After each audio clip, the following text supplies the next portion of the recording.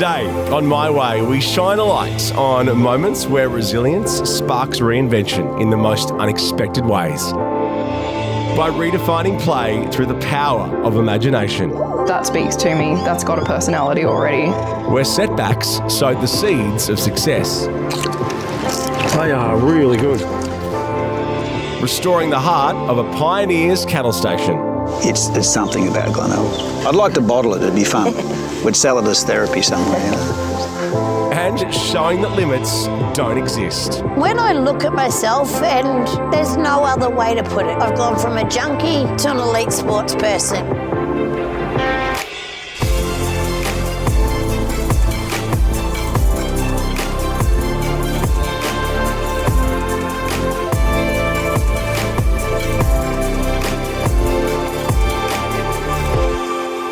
That's all coming up on My Way. It's something about natural materials. Engage all of your senses, not just feel and touch and stuff. It's like you can smell it, you can see it, and you can like almost hear it. Like when you bang two wooden toys together, you've got this really beautiful sound that comes out of them. I'm Erin, and this is my creation. Can you do that one to be like a pink? What comes after yellow? Green. With a deep passion for creating, Erin handcrafts wooden toys that spark imagination and can be cherished for generations. I fell into the woodworking pretty much by accident. It began just with me and a scroll saw and a couple of blocks of timber. I think I posted a couple of things on Facebook and people were like, ooh, this is really cool, you know. I would like to buy some. And then it really quickly kind of snowballed into, okay, no, I have to make this a legitimate business. The feeling of holding one of my toys versus something that's, you know, just been mass-produced plastic, it feels like wood has a soul. Oh, there's a giraffe, yeah. That speaks to me. That's got a personality already. You can have a 50-year-old wooden toy and it's battered and bruised, but that's almost kind of more exciting because you think about how many adventures that toy has been on. So it wasn't necessarily about the wooden toys, it was just more about the imaginative ability out of it, rather than having something that you press a button and it goes ding. You've got something that does nothing, but then your imagination can take it on any number of adventures. All right. The name Nom comes from my kids, Noah, Oscar and Molly. Noah is no longer with us. He passed away 4 days after he was born. But it's always been really important that we carry his light with us. And this business has been a really fantastic way to do that. Yeah, and then Oscar and Molly are obviously with us and very much inspiration for all of the things that we make. I like rainbow. Rainbow, I think you might be right. They give me a lot of ideas, which I love. Like a lot of the animals that I choose is because my son is like, hey mum, you need to make some meerkats. And I'll be like, okay, I'll make some meerkats. But I'm trying to encourage them in my own way to maintain that imagination. I only ever do basic expressions on them, whereas if I have no expression on it, it could be hangry, it could be happy, it could be sad, it could be all of these things, and it's entirely up to whoever is playing with it, basically. Rainbow Penny? No, rainbow. Rainbow. Yeah. Rainbow the dragon. And when I see it come out, it's the best feeling ever because they just come up with these stories and you're like, how did you think of that? Like, where did that come from? But it's so good. I bought my son a little whittling knife because he was watching me and he's like, I really want to copy you, Mum. And I went, oh, okay, well, I would love to encourage this. But the other way they're involved is just by being like cheerleaders. They're the best cheerleaders. Mommy and Daddy makes them and I'm so happy about that. They go up and they tell all their friends at school and they tell the teachers, and if I need to give flyers out for whatever, they're like, I'll do it, and they just take it and they give them out to everybody. And it makes me proud of my mum and dad. This is all for them and not for anyone else. It's just, if it is for anyone else, it's just a bonus. Oh, fine. I was like... Maybe when they're adults, they'll look back and they'll find that toy and they'll go, oh, this was mine when I was little. Like, I'm going to pass it on to my kids or my nephews or nieces, and hope that continues on. Yeah, that'd be really cool. From Erin's hands to your home, a handcrafted toy can now become a cherished part of your family story. My hope very much is that I'm going to be like this 100-year-old grandma who's still whittling away. And my grandchildren are going to be like playing with toys that, you know, are currently sitting on my shelf. Like that's my hope. Coming up on My Way. We don't really know what the secret is, but we know there is one there. It seems to work. But up next, Have a go at that. I'm going to go and show the chefs. welcome back to My Way. Hey, Matt. How are we? How are you? Good, mate. Good. What's happening? Not too much. Beautiful days. Fantastic day. Yeah. Good to see you, mate. Good to see you. Yeah. In the rush of everyday life, few of us stop to wonder who grows the food on our fork. But one man is changing that, reconnecting farmers and food lovers in a way that's local, fair, and way more fun than the supermarket aisle. Oh, okay. Oh, so this will be next week's. Hopefully. Well, if we don't eat them all now. We've forgotten the culture bit of agriculture. They are really good. So this is about putting the culture back into agriculture. Final piece. The piece that was missing for me as a farmer was that collaboration with people who are surrounding you, who are doing similar things. And this place is about come in, collaborate with a farmer, do some, interesting things, and together we can, change the world. I'm Rob, and this is our hub.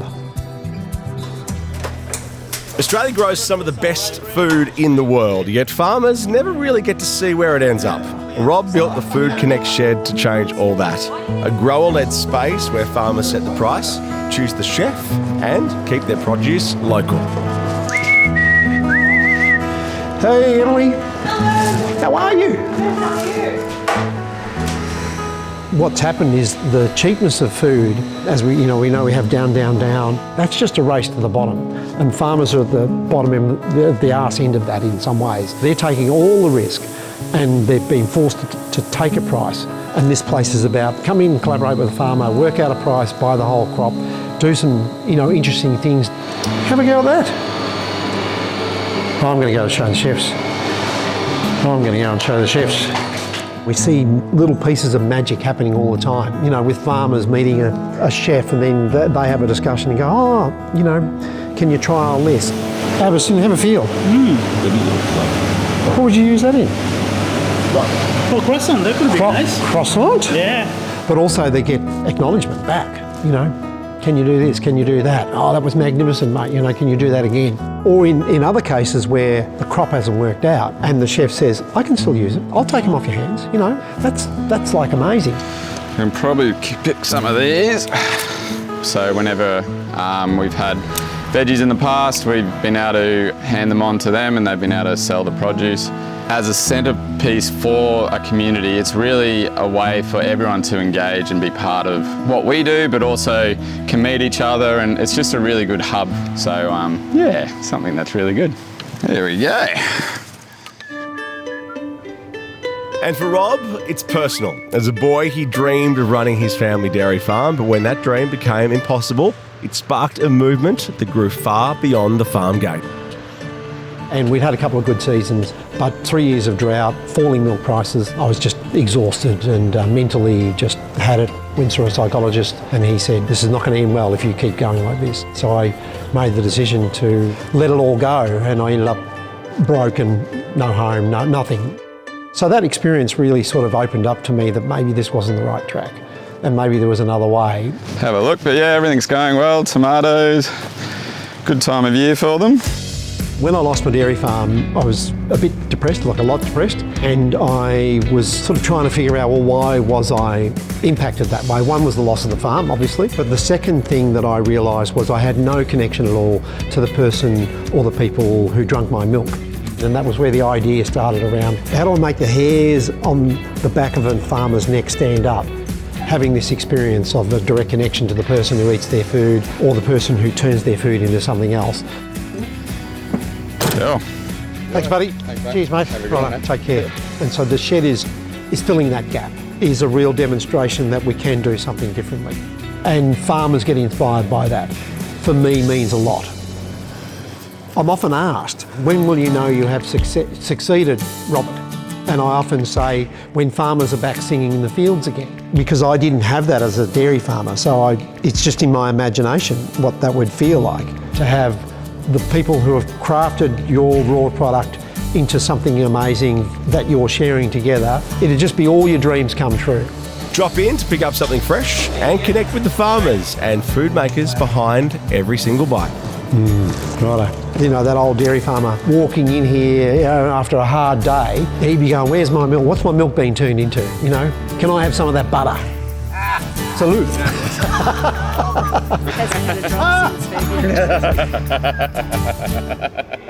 Still to come on My Way. And play against the best of the best Australia-wide. That was massive. But after the break, meet the couple who restored the heart of an old cattle station. To me, it's about telling a story of, you know, the building and the property. It's just the soul of the place. Welcome back to My Way. 3 hours southwest of Brisbane, Glenelg Station sits across wide golden country, offering a rare stay on a working Australian property where the stories of the land come to life. We don't really know what the secret is, but we know there is one there.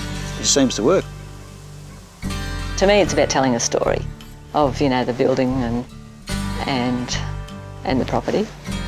It's just the soul of the place. It's something about Glenelg. I'd like to bottle it, it'd be fun. We'd sell it as therapy somewhere. I'm Mark. I'm Amanda. And this is our experience. I'm there. When Amanda and Mark first moved out to Glenelg, they imagined a quiet life running cattle. But as soon as they arrived, everything they planned began to fall away. You're mad. You're mad, aren't you? We bought the place and we'd sort of pretty much just unpacked our bags, and it didn't rain for 2 years. We sort of were questioning our sanity. It was horrendous for a couple of years. Yeah. We had a favourite saying in the drought. We'd say we could just sell everything and just move to a little square house block in town and play golf on Saturday and wash the car on Sunday. And we used to look at each other and go, no. The drought stripped the land and brought their farming to a standstill. So they turned to the only thing they could still save: the old workers' huts and the stories they held.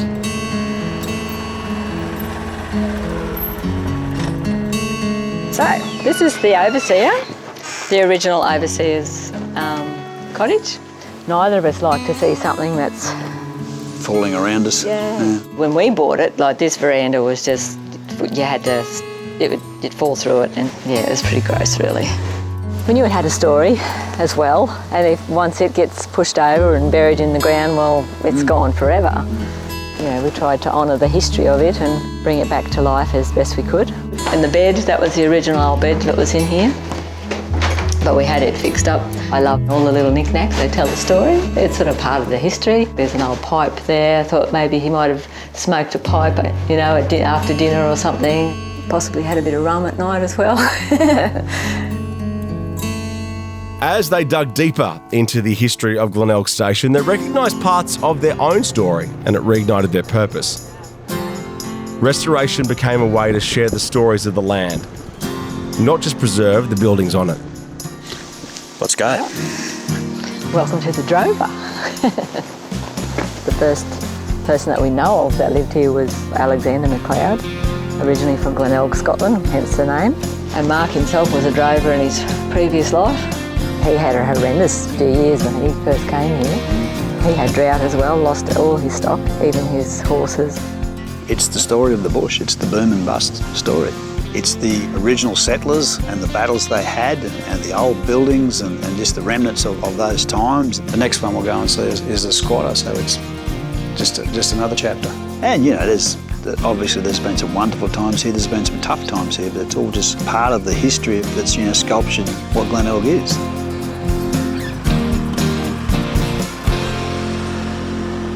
And like all the best stories, these ones are meant to be shared.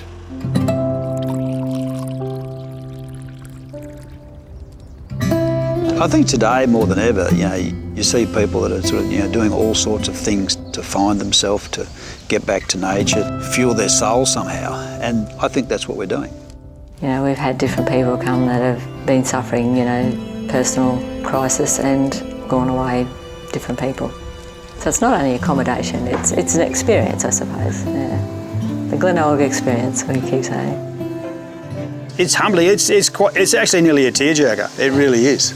Some of the things that people say, you can just tell you've made such a difference to their day, to their world. Yeah, we've had people go away here and just say that we have hope now. And it's just like... Everyone has a purpose. Maybe this is ours. To just be custodians of Glenelg long enough to help and affect people in a positive way for as long as we can. Maybe that's it. Experience the magic for yourself. Visit Mark and Amanda to discover your very own Glenelg experience. We did have one comment when we were starting. Someone said, who on earth would want to come out here and stay where galvanised burr are? Like rocks, logs, heat, flies.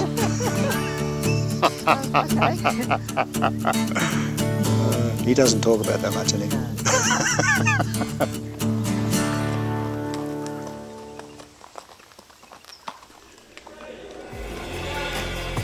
After the break, find out how wheelchair basketball saved Wendy's life. Don't manhandling the codes, that's not fair!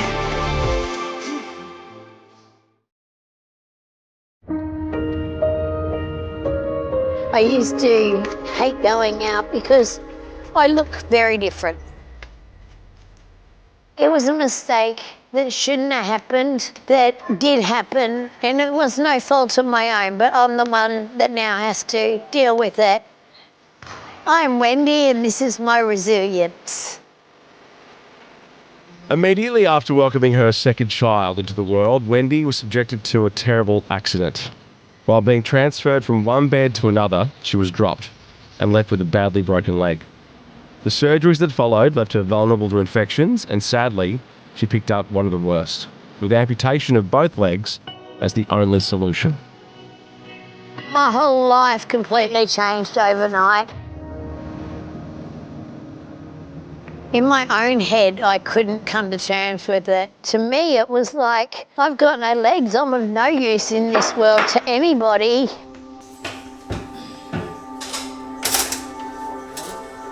I think the mum guilt was the worst of it. Knock, knock, hello. Hey, how are you? Good, thanks, how are you? Good. Hey, buddy. Hey, how you been? Good. I was just basically at home with support workers with me 16 hours a day, just staring at the walls. The pain is really, really bad.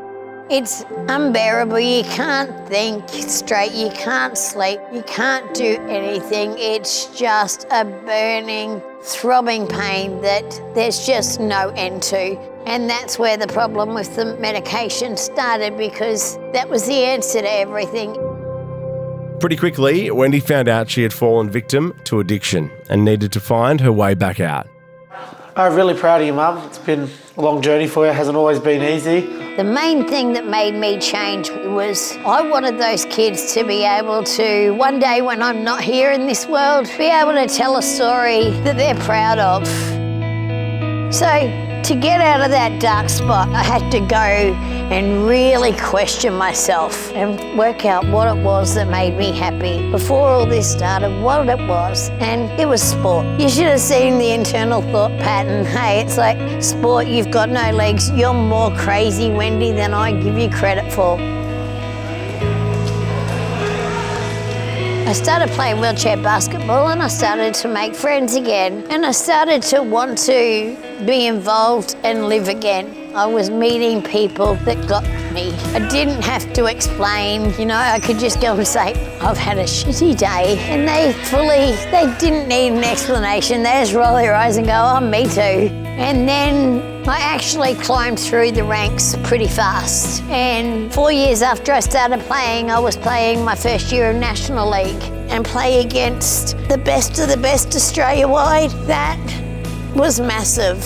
When I look at myself, and there's no other way to put it, I've gone from a junkie to an elite sports person. It blows my mind, it blows everybody's minds, but it just goes to show if you want change bad enough, it'll happen. Wendy's new perspective also gave her the confidence to help others within her own community. Being from Logan has one of the biggest demographics of disabilities in Australia. Logan is a big place and we don't have any wheelchair sport, any at all. So I knew how important starting the community out here was. Morning, everybody. Welcome, Kingy, Mark, Maddie, Jake. It's important to build confidence in everyone because everyone matters. When you're disabled, you lose that sight for a long time. I have a young girl that comes and plays, and I remember her dad saying to me a few months ago, this is the only day of the week I can get her out of bed without a struggle because it's basketball day. And to know that I've been able to bring that joy, my heart is so full of pride. Don't manhandling the coach, that's not fair. The main message I want to get out to people now is that's where I was, this is where I am, come with me. Don't be scared. I've made every mistake there is to make. I've come across the challenges, so I'll jump you over them and we'll do it together. Great. Team Logan! Team Logan! So you're the post-day team, we're post-day, right?